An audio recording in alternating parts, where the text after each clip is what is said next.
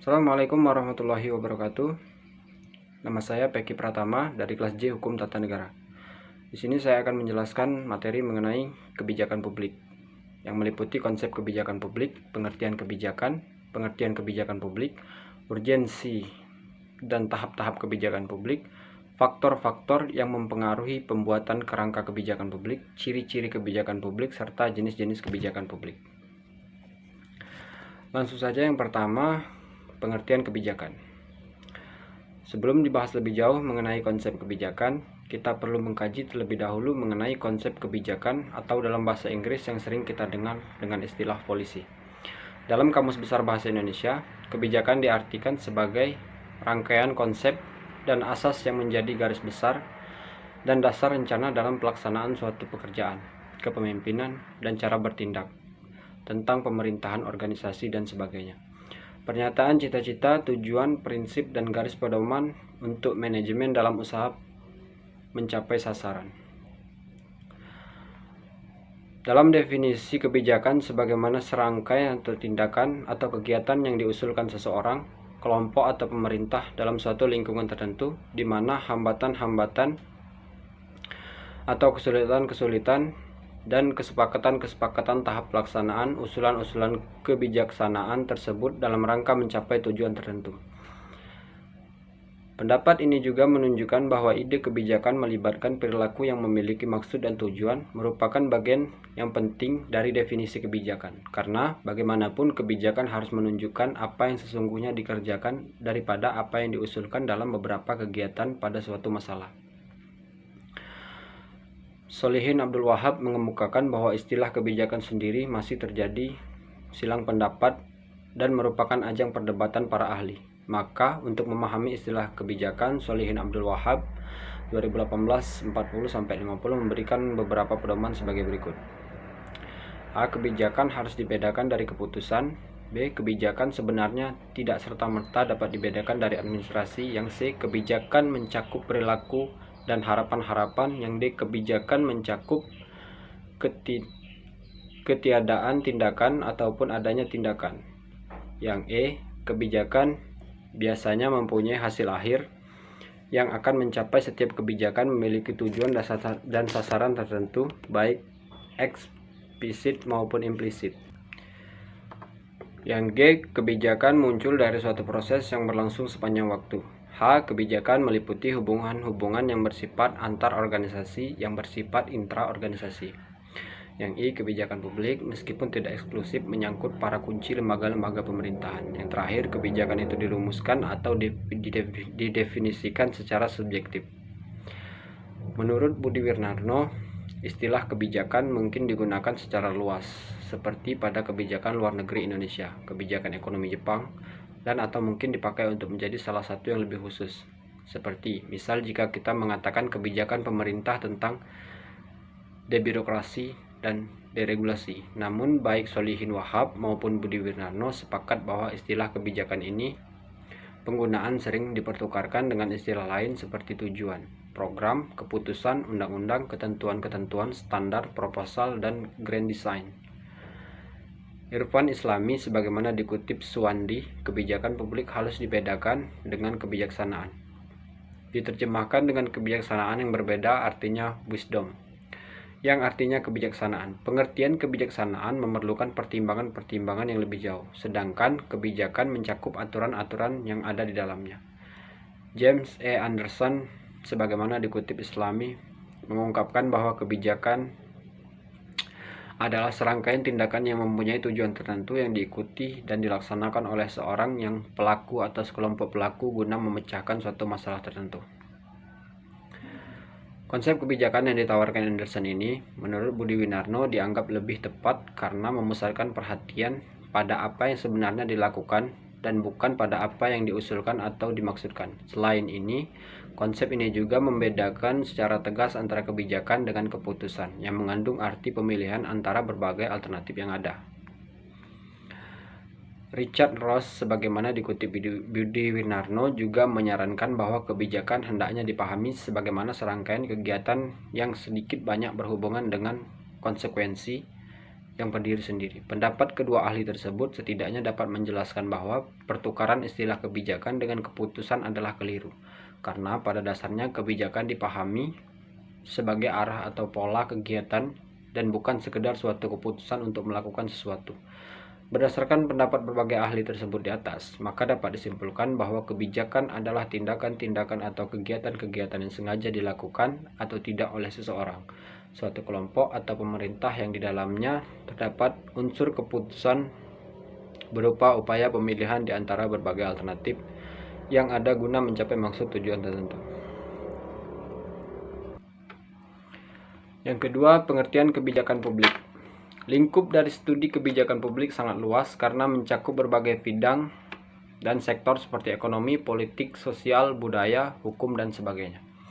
Di samping itu, dari hierarkinya, kebijakan publik dapat bersifat nasional, regional, maupun lokal seperti undang-undang, peraturan pemerintah, peraturan presiden, peraturan menteri, peraturan pemerintah daerah provinsi, keputusan gubernur, peraturan daerah kabupaten atau kota, dan keputusan bupati atau wali kota.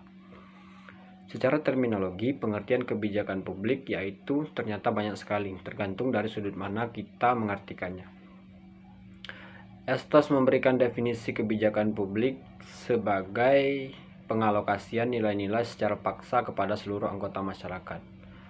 Laswell dan Kaplan juga mengartikan kebijakan publik sebagai suatu program pencapai tujuan nilai-nilai dalam praktek yang terarah. Pressman dan Widawski, sebagaimana dikutip Budi Winarno, mendefinisikan kebijakan publik sebagai hipotesis yang mengandung kondisi-kondisi awal dan akibat-akibat yang bias diramalkan. Kebijakan publik itu harus dibedakan dengan bentuk-bentuk kebijakan yang lain, misalnya kebijakan swasta. Hal ini mempengaruhi oleh keterlibatan faktor-faktor yang bukan pemerintah. Seperti dikutip, Leo Agustino mendefinisikan kebijakan publik sebagai hubungan antara unit pemerintah dengan lingkungan. Banyak pihak-pihak yang beranggapan bahwa definisi tersebut masih terlalu luas untuk dipahami, karena apa yang dimaksud dengan kebijakan publik ini mencakup banyak hal.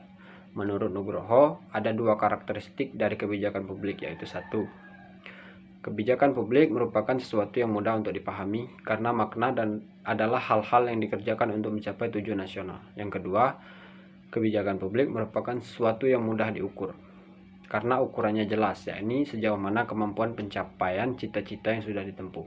Menurut Walsh, sebagaimana dikutip Tangki Lisan, menurutnya bahwa kebijakan publik ialah sejumlah aktivitas pemerintah untuk memecahkan masalah di masyarakat, baik secara langsung maupun melalui lembaga yang mempengaruhi kehidupan masyarakat.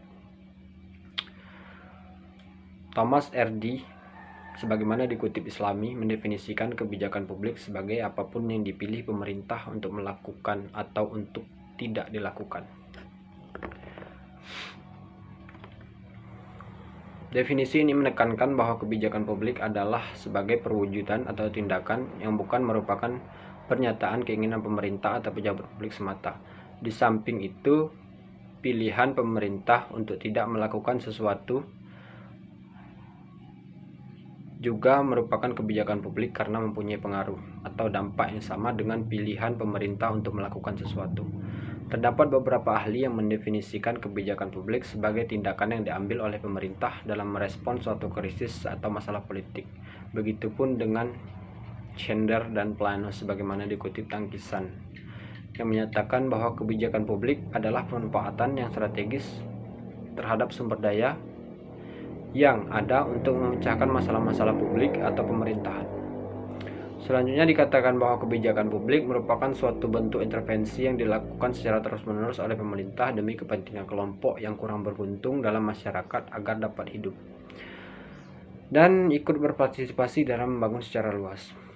David Stone, sebagaimana dikutip Leo Agustino, memberikan definisi kebijakan publik sebagai berikut. Definisi ini menegaskan bahwa hanya pemilik otoritas dalam sistem politik atau pemerintah yang secara sah dapat berbuat sesuatu pada masyarakat, dan pilihan pemerintah untuk melakukan sesuatu atau tidak melakukan sesuatu diwujudkan dalam bentuk pengalokasian nilai-nilai. Hal ini disebabkan karena pemerintah termasuk ke dalam authorities in political system, yaitu penguasa dalam sistem politik yang terlibat dalam urusan sistem politik sehari-hari dan mempunyai tanggung jawab dalam suatu masalah tertentu, di mana pada satu titik mereka dipinta untuk mengambil suatu keputusan di kemudian hari, kelak diterima serta mengikat sebagian besar anggota masyarakat selama waktu yang tidak tertentu. Berdasarkan pendapat berbagai ahli tersebut, dapat disimpulkan bahwa kebijakan publik adalah serangkaian tindakan yang dilakukan atau tidak dilakukan oleh pemerintah yang berorientasi pada tujuan tertentu guna memecahkan masalah-masalah publik demi kepentingan publik. Kebijakan untuk melakukan sesuatu biasanya tertuang dalam ketentuan-ketentuan dan peraturan-peraturan perundang-undangan yang dibuat pemerintah sehingga memiliki sifat yang mengikat dan memaksa. Materi selanjutnya, urgensi kebijakan publik. Untuk melakukan studi kebijakan publik merupakan studi yang bermaksud untuk menggambarkan, menganalisis, dan menjelaskan secara cermat sebab dan akibat dari tindakan-tindakan pemerintah. Studi kebijakan publik menurut Thomas R.D. sebagaimana dikutip oleh Salihin Abdul Wahab sebagai berikut. Studi kebijakan publik mencakup menggambarkan upaya kebijakan publik, penilaian mengenai dampak dari kekuatan-kekuatan yang berasal dari lingkungan terhadap isi kebijakan publik, analisis mengenai akibat dari berbagai pernyataan, kelembagaan, dan proses-proses politik terhadap kebijakan publik. Penelitian mendalam mengenai akibat-akibat dari berbagai kebijakan publik pada masyarakat, baik berupa dampak kebijakan publik pada masyarakat, baik berupa dampak yang diharapkan atau direncanakan maupun dampak yang tidak diharapkan. Salihin Abdul Wahab sebagaimana dikutip Sunarno dengan mengikuti pendapat Anderson dan Dee menyatakan beberapa alasan mengapa kebijakan publik penting atau urgent untuk dipelajari. Yang pertama, alasan ilmiah. Kebijakan publik dipelajari dengan masuk memperoleh pengetahuan yang luas tentang asal-muasal proses perkembangannya dan konsekuensinya bagi masyarakat. Dalam hal ini, kebijakan dapat dipandang sebagai variabel berikut maupun sebagai variabel independen. Kebijakan dipandang sebagai variabel terikat, maka perhatian akan tertuju pada faktor-faktor politik dan lingkungan yang membantu menemukan substansi kebijakan atau diduga mempengaruhi isi kebijakan publik. Kebijakan dipandang sebagai variabel independen jika fokus perhatian tertuju pada dampak kebijakan bertujuan pada sistem politik dan lingkungan yang berpengaruh terhadap kebijakan publik. Alasan profesional yang berikutnya. Studi kebijakan publik dimaksudkan sebagai upaya untuk menetapkan pengetahuan di bidang kebijakan publik guna memecahkan masalah-masalah sosial sehari-hari. Yang berikutnya, alasan politik. Mempelajari kebijakan publik pada dasarnya dimaksudkan agar pemerintah dapat menempuh kebijakan yang tepat guna mencapai tujuan yang tepat pula. Materi selanjutnya adalah tahapan-tahapan kebijakan publik. Proses pembuatan kebijakan publik merupakan proses yang kompleks karena melibatkan banyak proses maupun variabel yang harus dikaji. Oleh karena itu, beberapa ahli politik yang memengaruhi minat untuk mengkaji kebijakan publik ini membagi proses-proses penyusunan kebijakan publik ke dalam beberapa tahap. Tujuan pembagian seperti ini adalah untuk memudahkan kita dalam mengkaji kebijakan publik. Namun demikian, beberapa ahli mungkin membagi tahap-tahap ini dengan urutan-urutan berbeda. Tahap kebijakan publik menurut William Dunn sebagaimana dikutip di Winarno adalah yang A, tahap penyusunan agenda. Para pejabat yang dipilih dan diangkat menempatkan masalah pada agenda publik. Sebelumnya, masalah ini berkompetisi terlebih dahulu untuk dapat masuk dalam agenda kebijakan. Pada akhirnya, beberapa masalah masuk ke agenda kebijakan para perumus kebijakan. Pada tahap ini, mungkin suatu masalah tidak disentuh sama sekali. Sementara, masalah yang lain ditetapkan menjadi fokus permasalahan. Atau ada pula permasalahan karena alasan tertentu, ditunda untuk waktu yang lama. Yang B, masalah formulasi kebijakan publik. Masalah yang masuk ke dalam agenda kebijakan kemudian dibahas oleh pembuat kebijakan. Masalah-masalah tadi didefinisikan untuk kemudian mencari pemecahan masalah terbaik. Pemecahan masalah tersebut pun berasal dari alternatif atau pilihan kebijakan yang ada. Dalam perumusan kebijakan, masing-masing alternatif bersaing untuk dapat dipilih sebagai kebijakan yang diambil untuk memecahkan masalah. Dan tahap ini masing-masing aktor akan bersaing dan berusaha untuk mengusulkan pemecahan masalah terbaik. Yang C, tahap adopsi kebijakan. Dari sekian banyak alternatif kebijakan yang ditawarkan oleh para perumus kebijakan, pada akhirnya salah satu alternatif kebijakan tersebut diadopsi dengan didukung dari mayoritas legislatif, konsensus, direktur lembaga atau putusan peradilan. Yang D, tahap-tahap implementasi kebijakan. Suatu program kebijakan hanya akan menjadi catatan-catatan elit jika program tersebut tidak diimplementasikan, yakni dilaksanakan oleh badan-badan administrasi maupun agen-agen pemerintahan di tingkat bawah. Kebijakan yang telah diambil dilaksanakan oleh unit-unit administrasi yang memobilisasikan sumber daya finansial dan manusia. Pada tahap implementasi ini, berbagai kepentingan akan saling bersaing. Beberapa implementasi kebijakan dapat didukung para pelaksana atau implementor, namun beberapa ahli mungkin akan ditentang oleh para pelaksana. Yang E, tahap evaluasi kebijakan. Dalam tahap ini, kebijakan yang telah dijalankan akan dinilai atau dievaluasi untuk melihat sejauh mana kebijakan dibuat untuk meraih dampak yang diinginkan, yaitu memecahkan masalah yang dihadapi masyarakat. Oleh karena itu, tentu ukuran-ukuran atau kriteria-kriteria yang menjadi dasar untuk menilai apakah kebijakan publik yang telah dilaksanakan sudah mencapai dampak atau tujuan yang diinginkan atau belum. Secara singkat, tahapan-tahapan kebijakan publik merupakan sebagai berikut. Yang pertama, penyusunan kebijakan. Yang kedua, formulasi kebijakan. Yang ketiga, adopsi kebijakan. Yang keempat, implementasi. Dan terakhir, evaluasi kebijakan. Materi yang selanjutnya adalah faktor-faktor yang mempengaruhi pembuatan kebijakan. Menurut Soeharno, proses membuat kebijakan merupakan pekerjaan yang rumit dan kompleks yang tidak semudah yang dibayangkan. Walaupun demikian, para administrator sebuah kebijakan, instansi atau lembaga dituntut untuk memiliki tanggung jawab dan kemauan, serta kemampuan dan keahlian, sehingga dapat membuat kebijakan dengan risiko yang dihadapkan atau intensrik maupun yang tidak diharapkan atau unintensrik. Pembuatan kebijakan dipengaruhi oleh beberapa faktor. Hal penting yang turut diwaspadai dan selanjutnya dapat diantisipasi adalah dalam pembuatan kebijakan yang sering terjadi di kesalahan umum. Faktor yang mempengaruhi pembuatan kebijakan adalah yang A, adanya pengaruh dari tekanan luar. Tidak jarang pembuatan kebijakan harus memenuhi tuntutan dari luar atau membuat kebijakan adanya tekanan dari luar.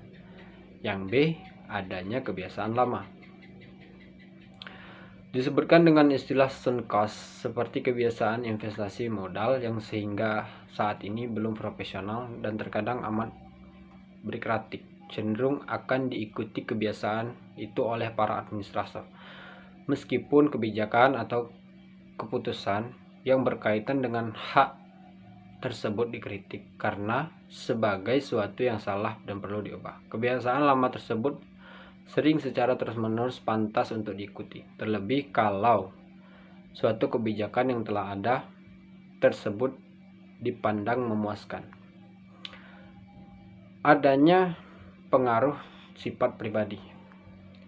Berbagai keputusan atau kebijakan yang dibuat oleh para pembuat keputusan atau kebijakan banyak dipengaruhi oleh sifat-sifat pribadinya. Sifat pribadi merupakan faktor yang berperan besar dalam penentuan keputusan kebijakan. Yang D, adanya pengaruh dari kelompok luar. Lingkungan sosial dari para pembuat keputusan atau kebijakan juga berperan besar. Yang E, adanya pengaruh keadaan masa lalu. Maksud dari faktor ini adalah bahwa pengalaman, latihan, dan pengalaman sejarah pekerjaan yang terdahulu mempengaruhi pada pembuatan kebijakan atau keputusan. Misalnya, orang yang mengkhawatirkan pelimpahan wewenang yang dimiliki kepada orang lain karena khawatir disalahgunakan. Yang berikutnya adalah materi mengenai kerangka kebijakan publik. Menurut Soeharno, kerangka kebijakan publik ini ditentukan oleh beberapa variabel di bawah sebagai berikut. Yang A, tujuan yang akan dicapai. Hal ini mencakup kompleksitas tujuan yang akan dicapai. Apabila tujuan kebijakan semakin kompleks, maka kebijakan sulit mencapai kriteria kebijakan. Sebaliknya, apabila tujuan kebijakan semakin sederhana, maka untuk mencapai juga semakin mudah. Yang B, preferensi nilai seperti apa yang perlu dipertimbangkan. Suatu kebijakan yang mengandung berbagai variasi ini akan jauh lebih sulit untuk dicapai dibandingkan dengan suatu kebijakan yang hanya mengejar suatu nilai. Yang C. Sumber daya yang mendukung kebijakan. Kinerja suatu kebijakan akan ditentukan oleh sumber daya finansial dan material infrastruktur lainnya. Kemampuan faktor yang terlibat dalam pembuatan kebijakan. Kualitas dari suatu kebijakan akan dipengaruhi oleh kualitas aktor kebijakan yang terlibat dalam proses penetapan kebijakan. Kualitas tersebut ditentukan oleh tingkat pendidikan, kompetensi di bidangnya, dan pengalaman kerja dan integritas moral.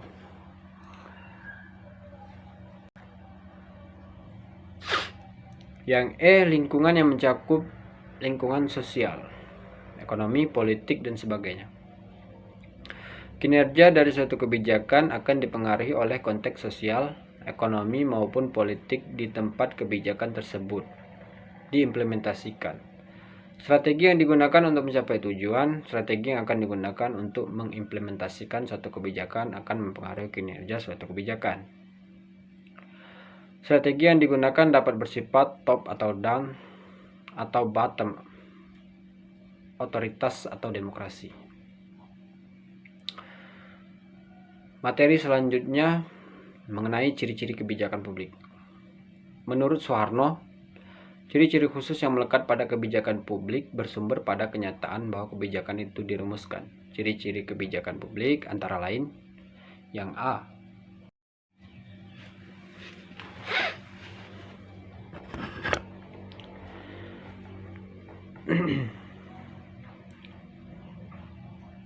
Yang selanjutnya yang A. Kebijakan publik lebih merupakan tindakan yang mengarah pada tujuan daripada perilaku atau tindakan yang serba acak dan kebetulan. Kebijakan publik dalam sistem politik modern merupakan suatu tindakan yang direncanakan. Yang B. Kebijakan pada hakikatnya terdiri atas tindakan yang saling berkaitan dan berpola yang mengarah tertentu yang dilakukan oleh pejabat-pejabat pemerintah dan bukan merupakan keputusan yang berdiri sendiri. Kebijakan tidak cukup mencakup keputusan untuk membuat undang-undang dalam bidang tertentu, melainkan diikuti pula dengan keputusan yang bersangkutan dengan implementasi dan pemaksaan keberlakuan. Yang C. Kebijakan bersangkut paut dengan apa yang senyata dilakukan pemerintah dalam bidang tertentu. Yang D. Kebijakan publik mungkin bentuk positif, mungkin pula bentuk negatif. Kemungkinan meliputi keputusan-keputusan pejabat pemerintah untuk tidak bertindak atau tidak melakukan tindakan apapun dalam masalah-masalah di mana justru campur tangan pemerintah diperlukan. Materi selanjutnya tentang jenis kebijakan publik. Banyak pakar yang mengajukan jenis kebijakan publik berdasarkan sudut pandang masing-masing. James Anderson, sebagaimana dikutip Soeharno, menyampaikan kategori kebijakan publik sebagai berikut. Yang A. Kebijakan substantif versus kebijakan prosedural. Kebijakan substansif yaitu kebijakan yang menyangkut apa yang akan dilakukan oleh pemerintah. Sedangkan kebijakan prosedural adalah bagaimana kebijakan substantif tersebut dijalankan. Yang B. Kebijakan distributif versus kebijakan regulator versus kebijakan redistributif. Kebijakan distributif menyangkut distribusi pelayanan atau kemanfaatan pada masyarakat atau individu. Kebijakan regulatori merupakan kebijakan yang berupa pembatasan atau pelarangan terhadap perilaku individu atau kelompok masyarakat.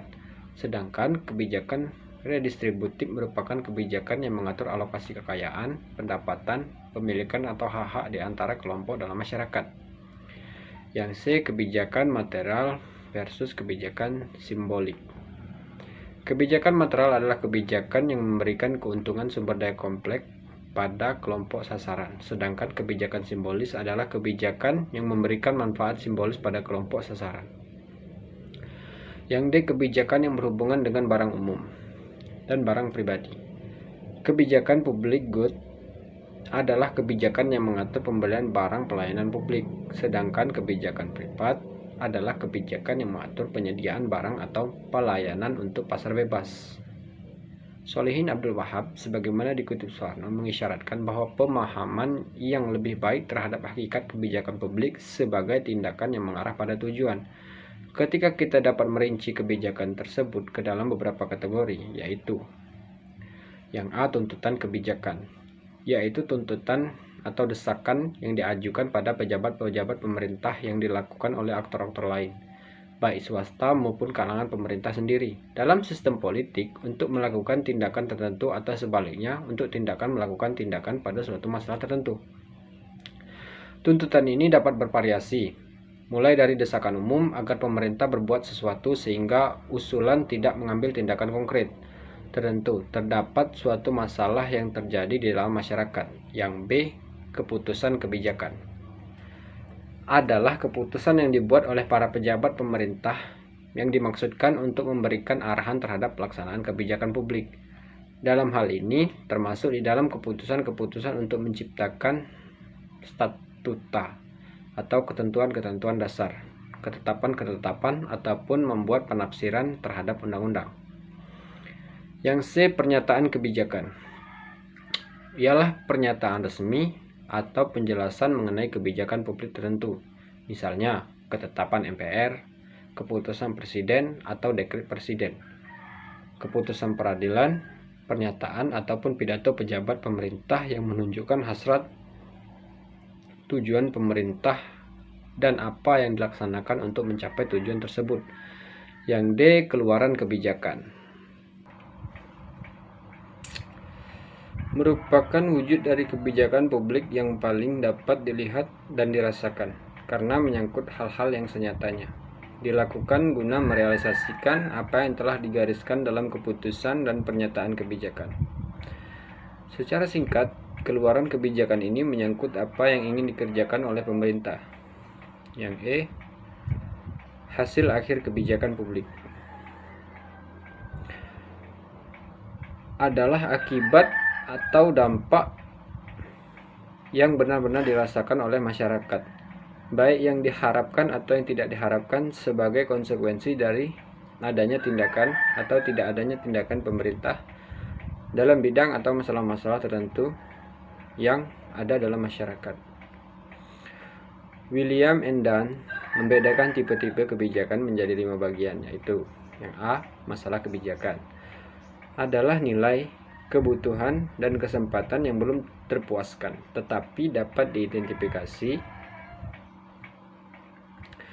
dan dicapai melalui tindakan publik. Pengetahuan apa yang hendak dipecahkan membutuhkan informasi mengenai kondisi-kondisi yang mendahului adanya problem maupun informasi mengenai nilai yang mencapai menuntut pemecahan masalah.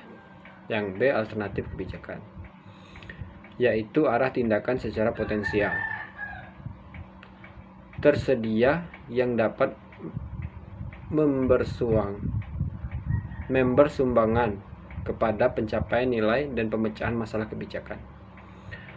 Informasi mengenai kondisi yang menimbulkan masalah pada dasarnya juga mengandung identifikasi terhadap kemungkinan pemecahan. Yang C. Tindakan kebijakan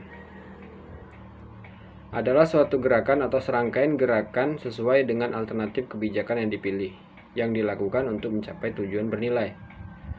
Yang D.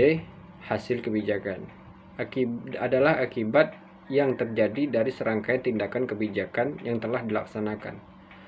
Hasil dari setiap tindakan tidak sepenuhnya stabil atau diketahui sebelum tindakan dilakukan.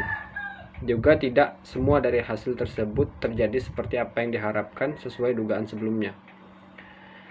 Yang E. Hasil guna kebijakan adalah tingkat beberapa jauh hasil kebijakan memberikan sumbangan pada pencapaian nilai. Pada kenyataannya, jarang ada problem yang dapat dipecahkan secara tuntas.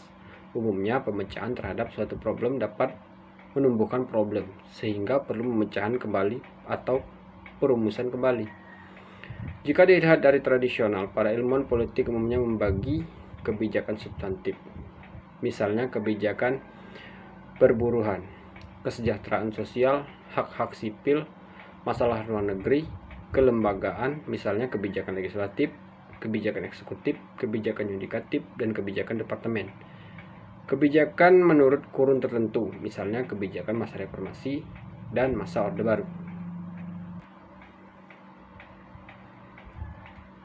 Yang berikutnya saya akan menjelaskan materi mengenai tingkat-tingkat kebijakan publik. Mengenai tingkat-tingkat kebijakan publik, Lembaga Administrasi Negara tahun 1997 dalam Sutama 2012 mengemukakan sebagai berikut. Yang A, lingkup nasional. Yang pertama itu kebijakan nasional. Kebijakan nasional adalah kebijakan negara yang bersifat fundamental dan strategis dalam mencapai tujuan nasional atau negara sebagaimana tertera dalam pembukaan Undang-Undang Dasar 1945. Yang kedua, kebijakan umum. Kebijakan umum adalah kebijakan presiden sebagai pelaksana UUD, TAP MPR, undang-undang untuk mencapai tujuan nasional. Yang ketiga, kebijakan pelaksanaan. Kebijakan pelaksanaan adalah merupakan penjabaran dari kebijakan umum sebagai strategi pelaksanaan tugas di bidang tertentu. Yang B, lingkup wilayah daerah. Kebijakan umumnya pada lingkup daerah. Kebijakan pemerintah daerah sebagai pelaksana hak desrentasi dalam rangka mengatur urusan rumah tangga daerah. Yang berikutnya, kebijakan pelaksanaan. Kebijakan pelaksanaan dalam rangka desentralisasi merupakan realisasi pelaksanaan perda. Kebijakan pelaksanaan dalam rangka dekonsentrasi merupakan pelaksanaan kebijakan nasional daerah. Kebijakan pelaksanaan dalam rangka tugas pembantu merupakan pelaksanaan tugas pemerintah pusat di daerah yang diselenggarakan oleh pemerintah daerah.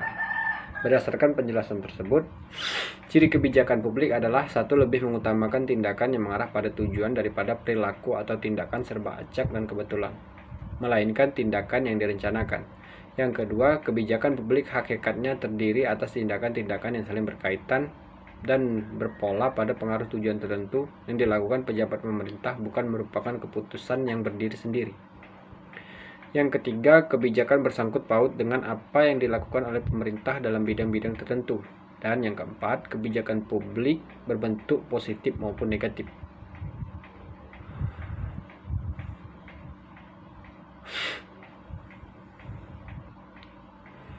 Yang berikutnya saya akan menjelaskan mengenai siklus kebijakan publik. Kebijakan publik adalah keputusan yang mengikat bagi orang banyak pada tatanan strategis atau bersifat garis besar yang dibuat oleh pemegang otoritas publik. Sebagai keputusan publik yang mengikat publik, maka kebijakan publik harus dibuat oleh otoritas politik, yakni mereka yang menerima mandat dari publik atau orang banyak.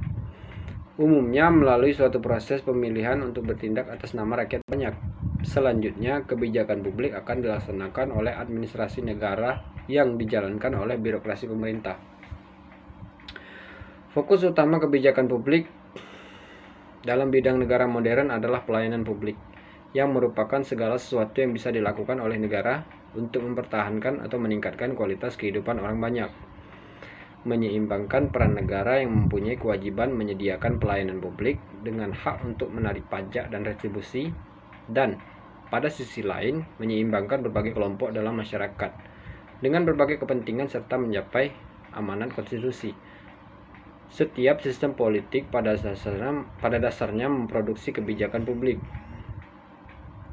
Dan sistem politik itu bisa berupa negara, provinsi, kabupaten, kota, desa, bahkan RT, RW, institusi seperti ASEAN, EU, PBB, WTO adalah sistem politik juga, yang dapat disebut supranegara. Kebijakan publik tidak selalu dilakukan oleh birokrasi saja, melainkan dapat pula dilakukan oleh perusahaan swasta, LSM, atau masyarakat langsung. Misalnya, suatu sistem politik dapat memutuskan suatu pengelolaan sampah agar bernilai ekonomis. Sistem politik itu dapat pemerintah tertentu saja disertai kompensasi sebuah perusahaan swasta untuk melakukan pengolahan sampah. Perusahaan swasta untuk melakukan pengolahan sampah. Terminologi kebijakan publik menuju pada serangkaian peralatan pelaksanaan yang lebih luas dari peraturan-peraturan perundang-undangan, mencakup undang-undang, aspek anggaran, dan struktur pelaksanaan. Siklus kebijakan publik sendiri bisa dikaitkan dengan pembuatan kebijakan, pelaksanaan kebijakan, dan evaluasi kebijakan. Sebagaimana keterlibatan publik dalam setiap tahap kebijakan bisa menjadi ukuran tentang tingkat kepatuhan negara kepada amanat rakyat yang berdaulat atasnya. Dapatkah publik mengetahui apa yang menjadi agenda kebijakan, yakni serangkaian personal yang ingin diselesaikan dan diprioritaskan? Dapatkah publik memberi masukan yang berpengaruh terhadap isi kebijakan publik yang akan dilahirkan? Begitu juga pada tahap pelaksanaan. Dapatkah publik mengawasi penyimpangan pelaksanaan dan juga apakah tersedia mekanisme kontrol publik, yakni proses yang memungkinkan keberatan politik atas suatu kebijakan dibicarakan dan dipengaruhi oleh secara signifikan. Kebijakan publik menuju pada kegiatan penguasaan atau pemerintah yang idealnya adalah masyarakat demokratis, merupakan cerminan pendapat umum. Untuk mewujudkan keinginan tersebut dan menjadikan kebijakan tersebut efektif, maka diperlukan sejumlah hal. Yang pertama, adanya perangkat hukum yang berupa peraturan perundang-undangan, sehingga dapat diketahui publik apakah yang telah diputuskan. Yang kedua, kebijakan ini juga harus jelas struktur pelaksanaan dan pembiayaannya. Ketiga, diperlukan adanya kontrol publik, yakni mekanisme yang memungkinkan publik mengetahui apakah kebijakan ini dalam pelaksanaannya mengalami penyimpangan atau tidak. Dalam masyarakat otoriter, kebijakan publik adalah keinginan penguasa semata, sehingga penjabaran di atas tidak berjalan. Tetapi dalam masyarakat demokratis, yang kerap menjadi persoalan adalah bagaimana menyerap opini publik dan membangun suatu kebijakan yang dapat didukung publik. Kemampuan para pemimpin politik untuk berkomunikasi dengan masyarakat untuk menampung keinginan mereka adalah suatu hal, tetapi pentingnya adalah kemampuan para pemimpin untuk menjelaskan pada masyarakat kenapa suatu keinginan tidak bisa dipenuhi. Adalah naif untuk mengharapkan bahwa adanya pemerintah yang bisa memutuskan seluruh masyarakat setiap saat, tetapi adalah otoriter, suatu pemerintah yang tidak memperhatikan sungguh-sungguh aspirasi dan berusaha berkomunikasi sesuai kebijakan yang berjalan maupun yang akan dijalankan. Dalam pendekatan yang lain, kebijakan publik dapat dipahami dengan cara memilih dua konsepsi, yakni kebijakan yang publik. Terminologi kebijakan yang diartikan sebagai pilihan tindakan di antara sejumlah alternatif yang tersedia. Artinya, kebijakan merupakan hasil menimbang untuk selanjutnya memilih yang terbaik dari pilihan-pilihan yang ada. Dalam konteks makro, hal ini kemudian diangkat dalam sebuah porsi pengambilan keputusan. Charlie Lindblom adalah akademisi yang menyatakan bahwa kebijakan berkaitan erat dengan pengambilan keputusan, karena pada hakikatnya sama-sama memilih di antara opsi yang tersedia. Sedangkan terminologi publik memperhatikan kekuasaan yang luar biasa untuk diidentifikasikan. Akan tetapi, dalam hal ini setidaknya kita bisa mengatakan bahwa publik berkaitan erat dengan state, market, dan civil society. Merekalah yang kemudian menjadi aktor dalam arena publik, sehingga publik dapat dipahami sebagai sebuah ruang dimensi yang menampakkan interaksi antara ketiga aktor tersebut. Proses pembuatan kebijakan publik merupakan proses yang kompleks karena melibatkan banyak proses maupun variabel yang harus dikaji. Oleh karena itu, beberapa ahli politik yang menaruh minat untuk mengkaji kebijakan publik membagi proses-proses penyusunan kebijakan publik ke dalam beberapa tahap. Tujuan pembagian ini adalah untuk memudahkan kita di dalam mengkaji kebijakan publik. Namun demikian, beberapa ahli mungkin membagi tahap-tahap ini dengan urutan berbeda. Tahap-tahap dan siklus kebijakan publik sebagai berikut. Para pejabat yang dipilih dan diangkat menempatkan masalah pada agenda publik. Sebelumnya, masalah-masalah ini berkompetisi terlebih dahulu untuk dapat masuk ke dalam agenda kebijakan. Pada akhirnya, beberapa masalah masuk ke agenda kebijakan, para perumus kebijakan. Pada tahap ini, suatu masalah mungkin tidak disentuh sama sekali. Sementara masalah lain ditetapkan sebagai fokus pembahasan, atau ada pula masalah karena alasan-alasan tertentu ditunda untuk waktu yang lama. Yang pertama itu adalah penyusunan agenda. Di bawahnya ada formulasi kebijakan, dan di bawahnya lagi adopsi kebijakan, dan di bawahnya lagi implementasi kebijakan, yang terakhir evaluasi kebijakan.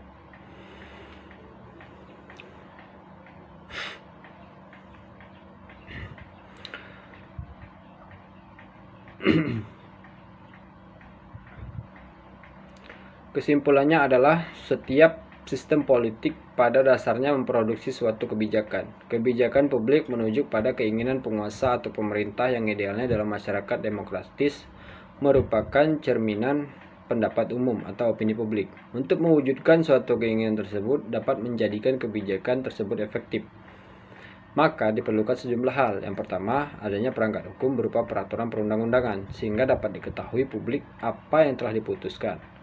Kedua, kebijakan ini juga harus jelas struktur, pelaksanaan, dan pembiayaan. Ketiga, diperlukan adanya kontrol publik, yakni mekanisme yang memungkinkan publik mengetahui apakah kebijakan ini dalam pelaksanaannya mengalami penyimpangan atau tidak. Dalam masyarakat otoriter, kebijakan publik ini adalah keinginan penguasa semata, sehingga para penjabar di atas tidak berjalan. Tetapi pada masyarakat demokratis yang kerap menjadi persoalan sebagaimana menyerap opini publik, membangun suatu kebijakan yang dapat didukung publik. Proses pembuatan kebijakan publik merupakan proses yang kompleks karena melibatkan banyak proses maupun variabel yang harus dikaji. Oleh karena itu, beberapa ahli politik yang menaruh minat untuk mengkaji kebijakan publik membagi proses penyusunan kebijakan ke beberapa tahap. Tahap tersebut terdiri dari formulasi kebijakan, adopsi kebijakan, implementasi kebijakan, dan evaluasi kebijakan.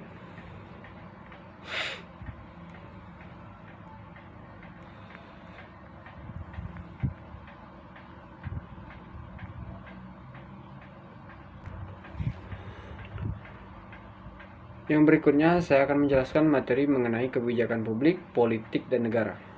Negara adalah sebuah entitas politik yang bersifat formal yang mempunyai komponen utama. Yang pertama, lembaga pemerintahan atau eksekutif. Yang kedua, lembaga perundangan atau legislatif. Yang ketiga, lembaga peradilan atau yudikatif. Di zaman modern, ketiga lembaga ini mempunyai dua pola, terpisah satu sama lain, terkait satu sama lain, atau salah satu menjadi bagian dari yang lain, baik secara formal maupun dalam arti terkooptasi. Komponen kedua, komponen rakyat sebagai warga atau citizen. Komponen rakyat sebagai warga negara atau citizen. Rakyat sebagai warga negara berbeda dengan rakyat, bukan sebagai warga negara. Rakyat sebagai warga negara mempunyai hak kewarganegaraan, yakni hak politik, hak ekonomi, hak sosial, hak kultural, sosial, individu, intelektual, dan biologis. Bahasa universal hak tersebut adalah hak asasi manusia. Rakyat berkembang dalam bentuk masyarakat keluarga atau civil society yang menjadi instrumen penyeimbang atau countervailing terhadap negara untuk memastikan bahwa negara bekerja untuk mencapai misinya, raison d'être. Bentuk wadah kewarganegaraan tersebut amat beragam, mulai dari wadah politik seperti partai politik, wadah ekonomi seperti badan-badan usaha, sehingga wadah sosial dalam bentuk asosiasi formal ataupun informal. Komponen ketiga, wilayah yang diakui kedaulatannya. Negara-negara di dunia ini, kecuali negara Palestina, adalah negara yang mempunyai batas fisik geografis yang diakui oleh negara lain sekelilingnya dan berdaulat bangsa-bangsa. Komponen keempat, kebijakan publik. Setiap negara modern dipastikan mempunyai konstitusi, peraturan perundang-undangan, keputusan kebijakan sebagai aturan main hidup bersama. Negara tanpa komponen keempat itu menjadi negara gagal, karena kehidupan bersama diatur oleh seseorang atau kelompok orang saja, yang bekerja seperti tiran dengan tujuan memasukkan kepentingan diri dan atau kelompok saja.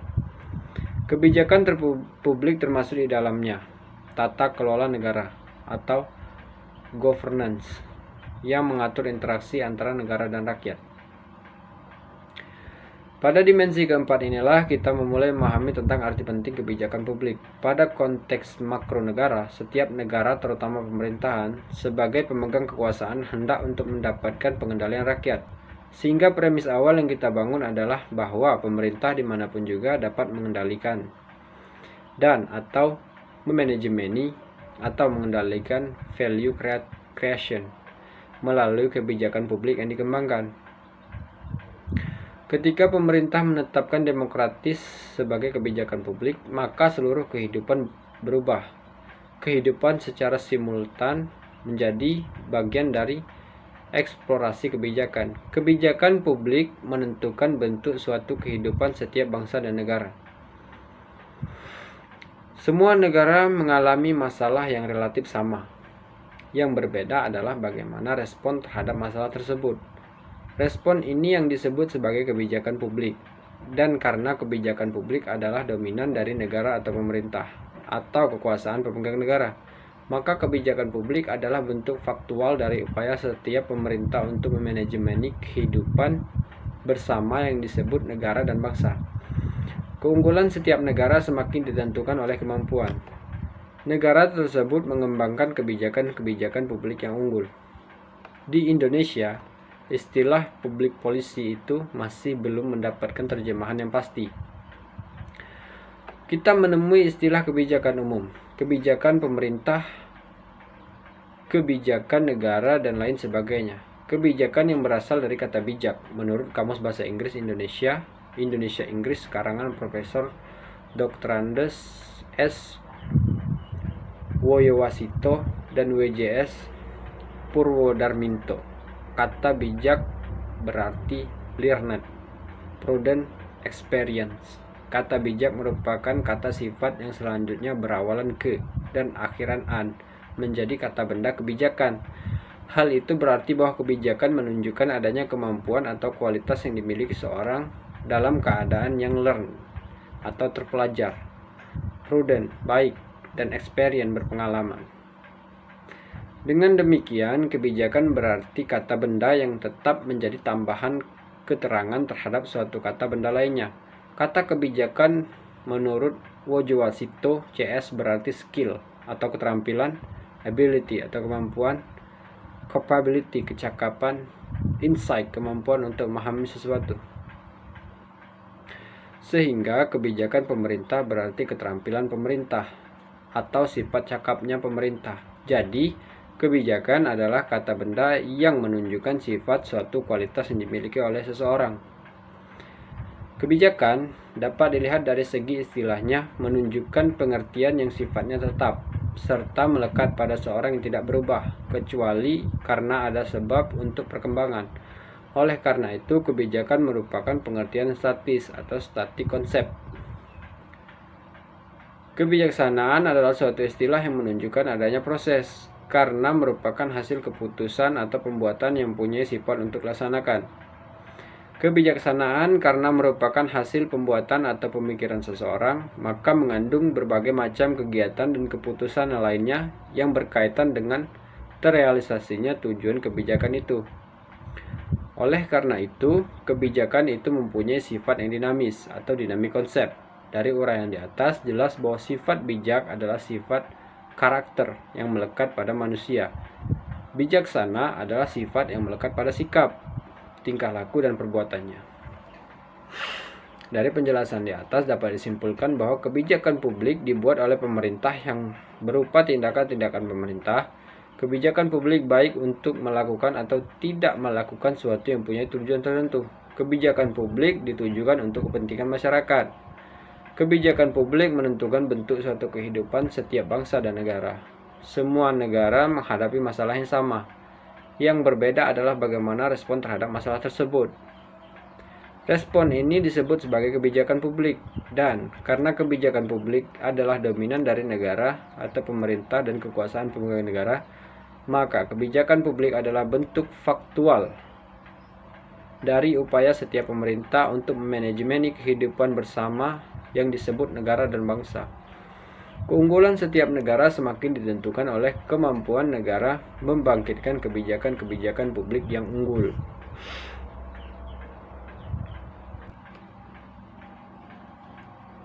Materi selanjutnya saya akan menjelaskan mengenai aliran kebijakan publik di Indonesia. Menurut Nugroho tahun 2008, sebagaimana dengan Indonesia, kondisi objektif di Indonesia adalah dalam praktek administrasi politik dan kebijakan publik identik dengan hukum. Kondisi ini dapat disamakan dalam praktek pengembangan kualitas kebijakan di tingkat nasional, DPR, departemen, dan lain-lain, maupun daerah DPRD, Pemda. Oleh karena itu, agenda yang paling utama adalah melakukan pengembangan kapasitas untuk legal drafting. Dalam kurun waktu 10 tahun terakhir, pengamatan agenda untuk legal drafting mencapai 80% atau lebih.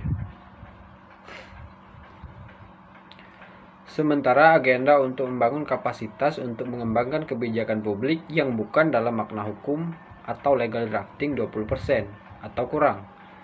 Berkenaan dengan karakter kebijakan di Indonesia, kita menemukan bahwa kebijakan di Indonesia sesuai dengan Undang-Undang Nomor 10 Tahun 2004 tentang menentukan peraturan perundang-undangan. Pasal 7 mengatur jenis dan hierarki peraturan perundang-undangan sebagai berikut. Yang A, Undang-Undang Republik Indonesia. Yang B, undang-undang atau peraturan pemerintah pengganti undang-undang. Yang C, peraturan pemerintah. Yang D, peraturan presiden. Yang E, peraturan daerah. Dari penjelasan di atas, kita melihat jenjang kebijakan di Indonesia amat terlapis. Lebih buruk lagi, kita melihat munculnya kebijakan di tingkat kementerian yang mencuri kekuasaan kebijakan. Karena adanya sejumlah kebijakan di tingkat menteri yang ikut mengatur kebijakan di tingkat daerah, termasuk Perda misalnya, penyalahgunaan aparatur negara. Dari kejenjangan yang sangat terlapis ini, kita melihat bahwa Indonesia masih mengikuti pola kontinentalis. Akibatnya, suatu kebijakan dapat full implemented. Setelah sekian banyak kebijakan pelaksanaan siap, salah satunya Undang-Undang Nomor 23 Tahun 2003 tentang Sisdiknas. Kebijakan ini dilengkapi lebih kurang 12 PP sebagai penerjemah kebijakan tersebut. Di antaranya tentang standarisasi pendidikan, hak-hak didik, otonomi pendidikan. Kita dapat membayangkan untuk menjadikan Undang-Undang Sisdiknas full implemented diperlukan waktu 5-8 tahun. Permasalahannya, bagaimana jika 5-8 tahun kemudian undang-undang ini tidak lagi relevan? Alangkah mahalnya dari segi waktu, sumber daya maupun dana, serta konflik sosial politik untuk mengganti undang-undang yang baru, karena konsekuensinya mengubah seluruh kebijakan yang ada dan segala turunannya. Model kebijakan pada negara-negara Anglo-Saksonis biasanya sangat sederhana. Undang-undang biasanya lengkap sehingga bagaimana pelaksanaannya. Jadi tidak diperlukan PP dan sejenisnya sebagai peraturan pelaksana. Di tingkat atasnya hanya ada undang-undang di bawahnya dan semacam exclusive decision atau semacam keputusan kepala eksekutif atau presiden atau PM. Contoh selanjutnya yang diperhatikan kecenderungan kontinentalis adalah peraturan Undang-Undang Nomor 10 Tahun 2004 Pasal 53 menyebutkan masyarakat berhak memberikan masukan secara lisan atau tertulis dalam rangka penetapan atau pembahasan rancangan undang-undang perencanaan peraturan daerah. Kata-kata ini juga berarti kalau masyarakat diam saja, tidak berpartisipasi, maka pemerintah tidak dapat disalahkan. Karena secara ekstremis dapat dikatakan bahwa pemerintah tidak diwajibkan untuk melibatkan berpartisipasi publik dalam kebijakan publik.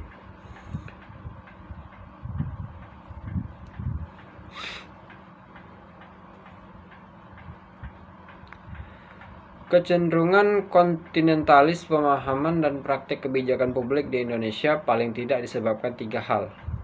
Yang satu, tidak dipisahkan dari perjalanan historis negara Indonesia yang mewarisi sistem administrasi publik Belanda.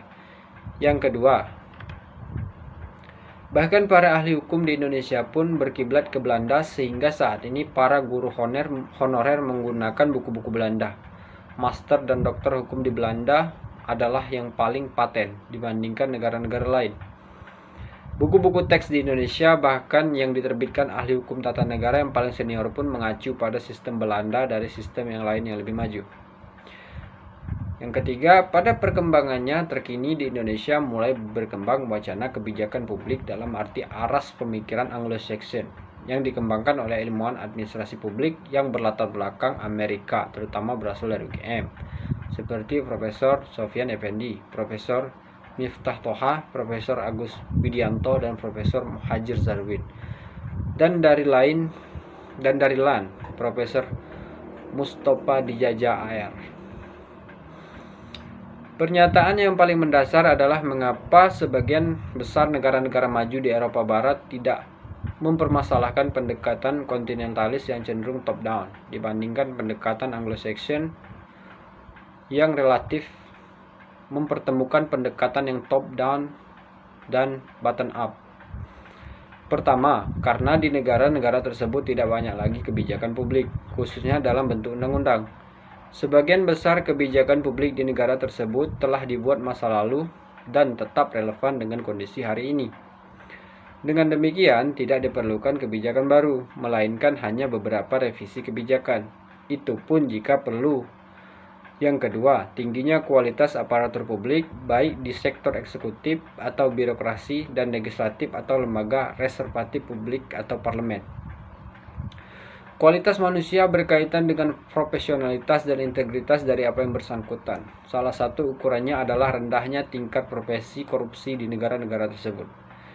Dengan demikian, meskipun relatif bersifat top-down, kualitas manusia yang ada mampu mengelola aspirasi publik dengan efektif. Pada akhirnya, bentuk top-down adalah bentuk formalnya, tetapi bentuk operasionalnya tetap bottom-up. Ketiga, proses artikulasi dan agresi kepentingan publik yang sudah berjalan dengan baik dan mapan sehingga proses bottom-up seakan berjalan dengan dirinya. It goes without saying. Melembaganya suatu proses merupakan bentuk kedewasaan bernegara dari rakyat dan pemerintah. Jadi, pada dasarnya tidak hanya masalah suatu negara memilih pendekatan kontinentalis sebagai model utamanya dalam membangun kebijakan publik. Hanya yang harus disadari sejumlah ceteris paribus yang diperlukan, yaitu tidak banyak kebijakan publik yang harus dibuat, tingginya kualitas aparatur negara dan pemerintah, dan proses artikulasi agresi kepentingan publik telah melembaga dalam sistem politik yang ada, tanpa salah satu dari ketiganya. Penggunaan model kontinentalis berpotensi mengembangkan masalah yang lebih besar dan mendasar dari suatu kebijakan publik yang dikembangkan. Dari penjelasan di atas dapat disimpulkan bahwa terdapat dua aliran dalam kebijakan publik, yaitu aliran kontinentalis dan Anglo-Saxon. Pemahaman kontinentalis melihat bahwa kebijakan publik adalah turunan dari hukum. Bahkan kadang-kadang mempersamakan antara kebijakan publik dan hukum, utamanya hukum publik maupun hukum tata negara, sehingga kita melihat sebagai proses interaksi antara institusi-institusi negara. Hukum adalah suatu bentuk dari kebijakan publik dari sisi wujud maupun produk, proses atau dari sisi muatan. Sedangkan pemahaman Anglo-Saksonis memahami bahwa kebijakan publik adalah turunan dari publik demokratis, sehingga melihat sebagai sebuah produk interaksi antara negara dan publik.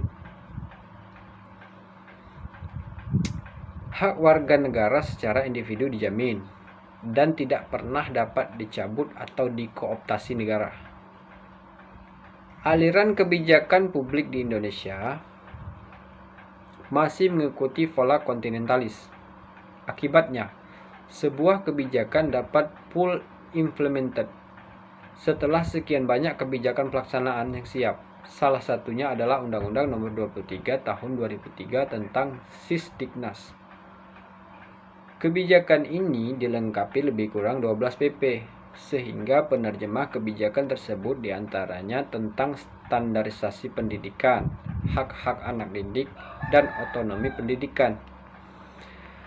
Model kebijakan pada negara-negara Anglo-Saksonis biasanya sangat sederhana. Sebuah undang-undang biasanya lengkap sehingga sebagaimana pelaksanaannya. Jadi tidak diperlukan PP dan sejenisnya sebagaimana peraturan pelaksana. Di tingkat atas hanya ada undang-undang yang di bawahnya. Ada semacam executive decision atau semacam keputusan kepala eksekutif atau presiden atau PM.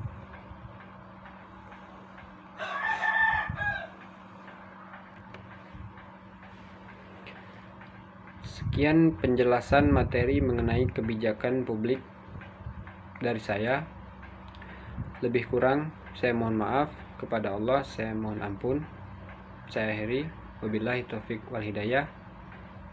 Assalamualaikum warahmatullahi wabarakatuh.